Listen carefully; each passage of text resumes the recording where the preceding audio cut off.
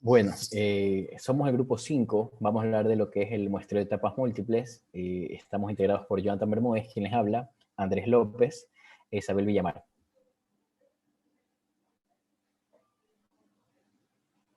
Bueno, primero vamos a definir lo que sabemos, pero no que queda mal recordar lo que es una muestra. La muestra es un conjunto de elementos seleccionados de una población, de acuerdo a un plan de acción previamente establecido, que es un muestreo. ¿Para qué nos sirve esto? Para sacar conclusiones, obtener las conclusiones para toda la población. Tenemos aquí un pequeño ejemplo de 100 individuos de una población.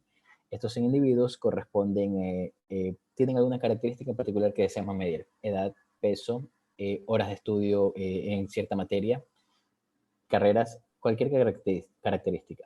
Ahora nosotros vamos a realizar una muestra de 10 individuos. De esta muestra, que se toma de manera aleatoria, quisiera que le presten mucha atención a cada uno de los elementos y que se vean en el elemento 42 y 43, o sea, los individuos 42 y 43. Esto, ¿cómo va a cambiar más adelante? En un muestreo de etapas múltiples vamos a hacerlo por etapas. La población, la misma, 100 individuos. Vamos con la primera etapa. En la primera etapa decidimos dividir los individuos en grupos. Estos grupos van a corresponder del 1 al 10, el primer grupo; del 11 al 20, el segundo grupo; y así sucesivamente, 10 en 10. Ahora, para la segunda etapa tomamos un individuo de cada grupo. De esta manera evitamos que se repitan, por ejemplo, el 42 y el 43, porque ya pertenecen a grupos distintos. Y tomamos un individuo de cada grupo. Con este pequeño ejemplo es mucho más fácil digerir lo que es la definición. Entonces, este proceso de muestreo, primero se seleccionan los grupos o clúster, como recuerdan, y luego se cogen de manera aleatoria un número específico de unidades de cada grupo o clúster. El muestreo de etapas múltiples consiste en dividir, como lo vimos, la población, una población larga, o grupos en etapas. A esto también se le denomina multistage sampling. En el muestreo de dos etapas tenemos la primera etapa, que se seleccionan n unidades primarias, y en la segunda etapa se selecciona para la i-ésima unidad primaria se selecciona la m sub i unidad secundaria, no todas. El procedimiento puede ser generalizado en 3 o más etapas. Vamos a hablar lo que es el esquema de muestreo. Para realizar este muestreo de etapas múltiples requerimos, primero, definir cuántas etapas de selección se realizarán. Segundo, definir las unidades de muestreo que se tomarán en cuenta para cada etapa. Y tercero, definir la forma en la que se llevarán a cabo la selección de cada una de estas unidades. Tenemos aquí un pequeño ejemplo en esta tabla, donde la primera etapa tenemos la unidad primaria de muestreo, que son universidades. Nuestro marco de muestreo, todas las universidades, el listado de todas las universidades del país. Vamos a estratificar esto. Vamos a dividir las universidades en públicas o en privadas. Puede ser cualquier estratificación. Luego avanzamos en la etapa. Nuestra segunda etapa es nuestra unidad secundaria de muestreo. Vamos a hacer los grupos de alumnos, y el marco de muestreo sería el grupo de todo, el listado de todos los grupos de las universidades seleccionadas. Nuestra tercera etapa sería la unidad terciaria de muestreo. Unidad última de muestreo que nos toca ya los alumnos inscritos, y el marco de muestreo, la lista de todos los alumnos inscritos de las universidades seleccionadas en la segunda etapa de muestreo. Bien, para continuar con el ejemplo de las estrategias de muestreo, tenemos que la estrategia de selección empleada en cada una de las etapas de muestreo no necesariamente tiene que ser la misma. Entonces, en la primera etapa del ejemplo anterior, tenemos que la selección aleatoria va a ser por conglomerados de estas universidades, en caso de que no se haya realizado la estratificación. Esta selección se realizará en cada uno de los estratos de manera independiente. O también podemos hacer una selección con probabilidad proporcional al tamaño del conglomerado, es decir, al número de estudiantes inscritos en cada una de las universidades. Y en caso de que se haya decidido estratificar, seleccionar de conglomerados al interior de cada uno de los estratos, ya sea con un muestreo aleatorio simple o con una probabilidad proporcional.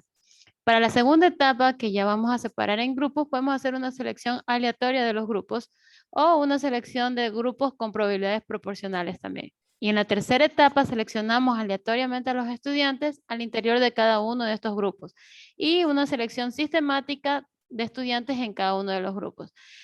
Recordemos que para efectos de diseño afecta la precisión de los estimadores y es el costo asociado a la estimación de la muestra. Entonces tenemos que el efecto de diseño es igual a la varianza del diseño sobre la varianza del muestreo aleatorio simple. ¿En dónde nomás podemos hacer uso del muestreo de etapas múltiples? Recuerda que los diseños de varias etapas se utilizan en muchos casos prácticos. Más que nada cuando estos son muy grandes y donde las encuestas involucran un número de muestreos de unidades muy grande. En este caso podemos tener muestreos de viviendas, problemas prácticos de control de calidad o muestreos en las votaciones, ¿no? Como otros ejemplos donde se abarque bastante cantidad de individuos. Las ventajas y desventajas de este tipo de muestreo de etapas múltiples. El muestreo de etapas múltiples es un método muy eficaz para las investigaciones o investigadores, que cuenta con un elevado número de participantes y se requiere hacer una selección entre ellos. Podemos dividirlas en distintas etapas, por lo general se utilizan 3 etapas.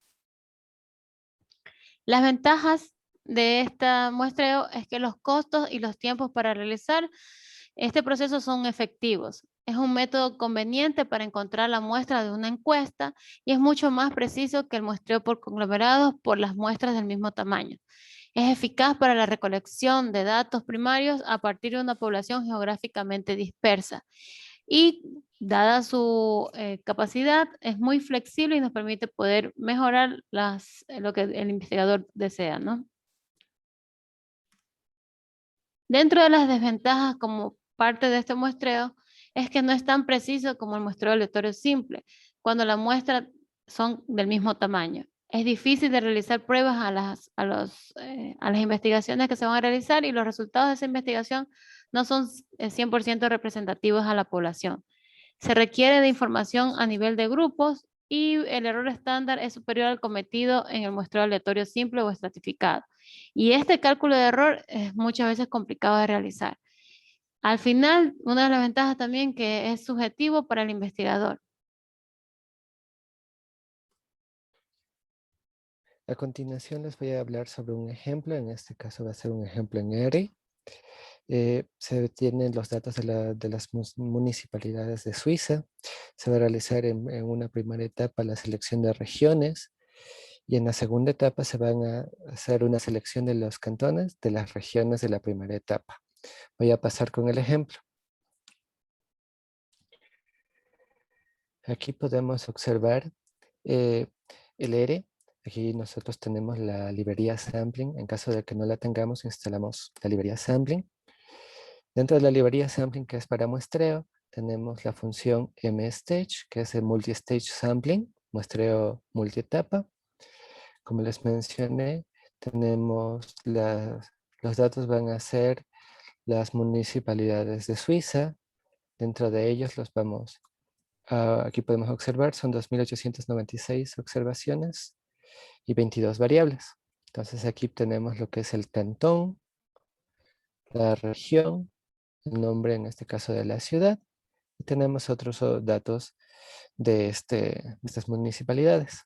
Nosotros aquí queremos seleccionar un grupo de regiones y de este grupo de regiones un grupo de cantones. Aquí podemos ver ciertos datos. Aquí podemos ver las columnas y los datos primarios de que aparecen. A continuación vamos a realizar lo que es el muestreo. Vamos a utilizar la función mstage. Entonces, y esto lo vamos a almacenar en la muestra. Vamos a utilizar los datos que corresponde al data frame de las municipalidades. Vamos a seleccionar, como son 2 etapas, vamos a seleccionar de tipo cluster o de los grupos. Debemos especificar eso. Vamos a escoger qué variables. En este caso van a ser la variable región y la variable cantón. Vamos a utilizar el tamaño que vamos a utilizar, que va a ser de 4. Y dentro de estos 4 va a haber un elemento. Y por último, el método de muestreo va a ser el muestreo aleatorio simple sin repetición.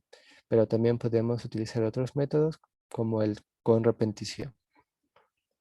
Entonces, en la primera etapa voy a ejecutar.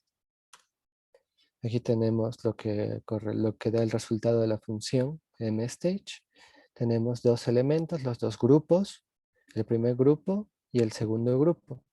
En el primer grupo vemos que de los datos siendo 2.896 en el primer muestreo se reduce a 1.933 datos. Y en el segundo se reduce a 710. Vamos a ver qué elementos seleccionó. Las regiones que seleccionó en la primera etapa fueron las regiones 1, 2, 6 y 7. En la segunda etapa de estas regiones se seleccionan los cantones y los cantones seleccionados fueron el 25, 2, 4 y 21. Entonces, una vez hecho esto, conociendo la información que se ha muestreado, vamos a extraer los datos. Para esto, vamos a utilizar la muestra que hemos obtenido con los datos.